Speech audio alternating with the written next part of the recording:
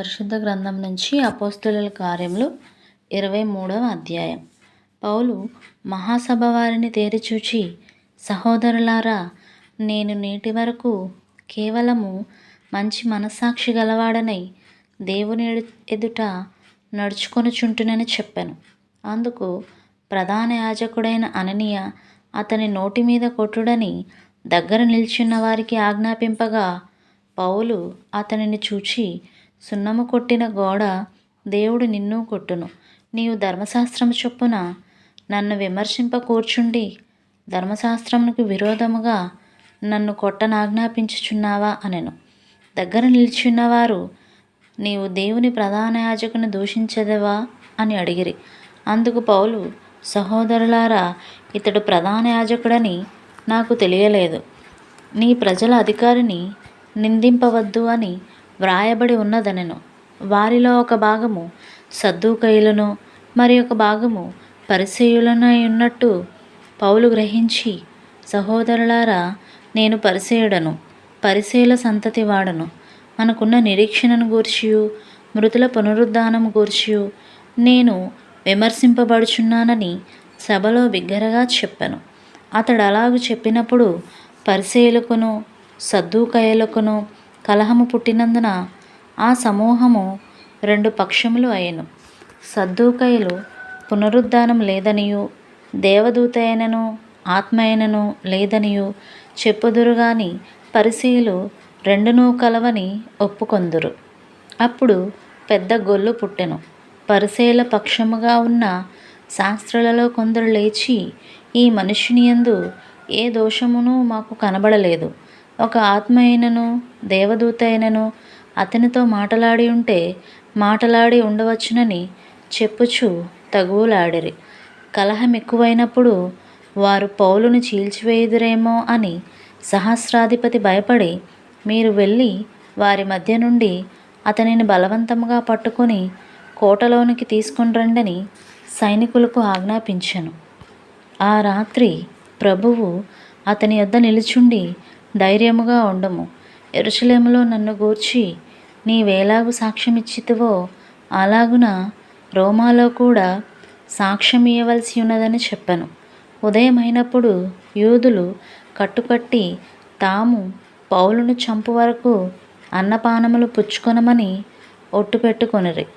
ఈ కుట్రలో చేరిన వారు 40 మంది కంటే ఎక్కువ. వారు ప్రధాన యాజకుల యొద్దకును పెద్దల యొద్దకును వచ్చి, మేము పౌలును చంపు వరకు ఏమియూ రుచి చూడమని గట్టిగా ఒట్టు పెట్టుకొని ఉన్నాము. కాబట్టి మీరు మహాసభతో కలిసి అతనిని గూర్చి మరి పూర్తిగా విచారించి తెలుసుకొనబోవునట్టు అతనిని మీ యొద్దకు తీసుకుని రమ్మని సహస్రాధిపతితో మనవి చేయుడి. అతడు దగ్గరకు రాకమునుపే మేమతని చంపుటకు సిద్ధపడి ఉన్నామని చెప్పిరి. అయితే పౌలు మేనల్లుడు వారి పొంచి ఉన్నారని విని వచ్చి కోటలో ప్రవేశించి పౌలుకు ఆ సంగతి తెలిపెను. అప్పుడు పౌలు శతాధిపతుల్లో ఒకనిని తన యొద్దకు పిలిచి, ఈ చిన్నవానిని సహస్రాధిపతి యొద్దకు తోడుకొని పొమ్ము. ఇతడు అతనితో ఒక మాట చెప్పుకొనవలనని ఉన్నాడనెను. శతాధిపతి సహస్రాధిపతి యొద్దకు అతన్ని తోడుకొని పోయి, ఖైదీనైన పౌలు నన్ను పిలిచి నీతో ఒక మాట చెప్పుకొనవలెనని ఉన్న ఈ పడుచువానిని నీ యొద్దకు తీసుకొని పొమ్మని నన్ను అడిగినని చెప్పెను. సహస్రాధిపతి అతని చెయ్యి పట్టుకొని అవతలకు తీసుకొని పోయి, నీవు నాతో చెప్పుకొనవలనని ఉన్నదేమని ఒంటరిగా అడిగెను. అందుకతడు, నీవు పౌలును గూర్చి సంపూర్తిగా విచారింపబోవునట్టు అతనిని రేపు మహాసభ యొద్దకు తీసుకొని రావాలనని నిన్ను వేడుకొనుటకు యూదులు కట్టుకట్టి ఉన్నారు. వారి మాటకు నీవు సమ్మతింపవద్దు. వారిలో 40 మంది కంటే ఎక్కువ మనుషులు అతని కొరకు పొంచి ఉన్నారు. వారు అతని చంపు వరకు అన్నపానములు పుచ్చుకొనమని ఒట్టు పెట్టుకొని ఉన్నారు. ఇప్పుడు నీ యొద్ద మాట తీసుకొనవలనని కనిపెట్టుకొని సిద్ధముగా ఉన్నారని చెప్పెను. అందుకు సహస్రాధిపతి, నీవు ఈ సంగతి నాకు తెలిపితివని ఎవనితోనూ చెప్పవద్దని ఆజ్ఞాపించి ఆ పడుచువానిని పంపివేశెను. తరువాత అతడు శతాధిపతులలో 2 తన యొద్దకు పిలిచి, కైసరయ వరకు వెళ్ళుటకు 200 మంది సైనికులను, 70 మంది గుర్రపు రౌతులను, 200 మంది ఈటెల వారిని రాత్రి 9 గంటలకు సిద్ధపరచి పౌలును ఎక్కించి అధిపతి అయిన ఫెలిక్సు నొద్దకు భద్రముగా తీసుకొని పోవుటకు గుర్రములను సిద్ధపరచుడని చెప్పాను. మరియు ఈ ప్రకారముగా ఒక పత్రిక వ్రాసెను. మహాఘనత వహించిన అధిపతి అయిన ఫెలిక్సుకు క్లౌదియా లూసియా వందనములు. యూదులు ఈ మనుష్యుని పట్టుకొని చంపబోయినప్పుడు అతడు రోమీయుడని నేను విని సైనికులతో వచ్చి అతనిని తప్పించితిని. వారు అతని మీద మోపిన నేరమేమో తెలుసుకొనగోరి నేను వారి మహాసభ యొద్దకు అతనిని తీసుకుని వచ్చితిని.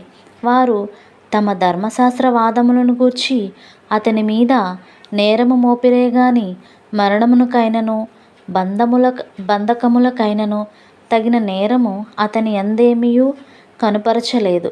అయితే వారు ఈ మనుష్యుని మీద కుట్ర చేయనయున్నారని నాకు తెలియవచ్చినందున వెంటనే అతనిని నీ యొద్దకు పంపించితిని.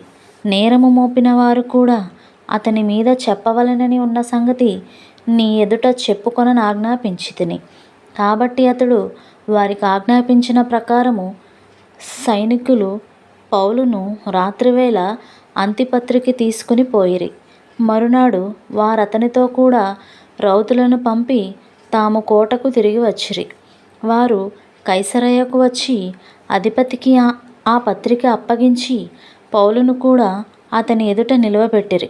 అధిపతి ఆ పత్రిక చదివినప్పుడు ఇతడు ఏ ప్రదేశపు వాడని అడిగి, అతడు కిలికియా వాడని తెలుసుకొని, నీ మీద నేరము మోపువారు కూడా వచ్చినప్పుడు నీ సంగతి పూర్ణముగా విచారింతునని చెప్పి హేరోదు అధికార మందిరంలో అతనిని కావలి ఎందుంచవలెనని ఆజ్ఞాపించెను.